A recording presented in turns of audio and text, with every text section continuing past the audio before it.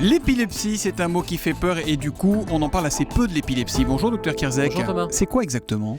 Alors c'est une maladie neurologique et c'est une hyperexcitabilité du cerveau, c'est-à-dire que les neurones vont avoir des décharges un peu anarchiques avec le cerveau qui va être hyper excité. C'est et qui les va connexions électriques en fait, C'est les connexions ça électriques du cerveau. D'ailleurs, on le mesure comment ? On le mesure avec l'électroencéphalogramme, donc on va mesurer l'activité électrique du cerveau qui tout d'un coup va s'exciter soit de manière généralisée, soit de manière partielle, et c'est ce qui va déterminer les crises d'épilepsie. Et ça touche beaucoup de monde ? Alors ça touche beaucoup de monde, c'est la deuxième maladie neurologique après la maladie d'Alzheimer. Ah oui, quand même. Et ça touche 500 000 personnes, dont la moitié de ces 500 000 personnes de ces crises surviennent pendant l'enfance. Donc ça démarre pendant l'enfance, ça peut s'arrêter ensuite à l'adolescence et on obtient un pic après 60 ans où là, de nouveau, les patients peuvent redevenir épileptiques. Et quels sont exactement les symptômes ? Qu'est-ce qui se passe une fois qu'il y a ces problèmes électriques dans le cerveau ? Il y a deux types de crises. Il y a des crises généralisées qui sont une perte de connaissance et puis c'est la fameuse crise tonico-clonique. Les gens se raidissent, perdent connaissance. C'est hyper spectaculaire. C'est très spectaculaire, c'est quasi démoniaque et pendant des années on a pensé que c'était plutôt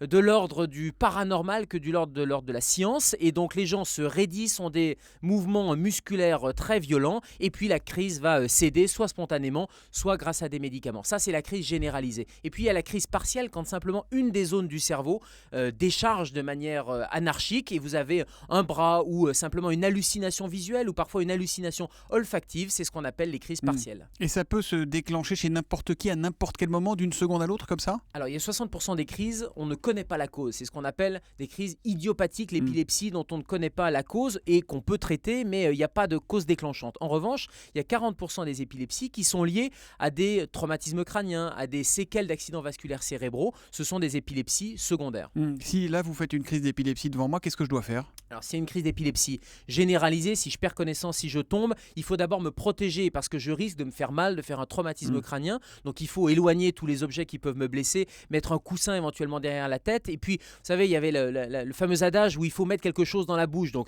si la bouche est ouverte, vous pouvez coincer quelque chose pour éviter que la personne morde sa langue, mais ne mettez pas les doigts, attention, vous risqueriez vous de vous faire mordre. Et vous laissez se dérouler la crise. La langue, vous c'est pour appelez éviter les que secours. le patient s'étouffe, c'est ça ? Oui, et puis c'est pour éviter qu'il se morde la langue aussi. Donc vous laissez se dérouler la crise, vous appelez les secours, le 15 ou le 18. Et il y a une deuxième phase après cette crise qui est une phase un peu de récupération. Et là, la personne va respirer très bruyamment et il faut la tourner sur le côté. Donc elle n'est plus en crise, elle est en post-crise. On la tourne sur le côté pour éviter qu'elle ne s'étouffe. Et là, on va ouvrir la bouche le temps que la personne reprenne ses esprits ou que les secours arrivent. La question santé d'Europe 1 avec le Dr Kierzek. Il est la nuit aux urgences et le matin avec nous à 7h-5. Merci Gérald et à demain. Bonne journée Thomas.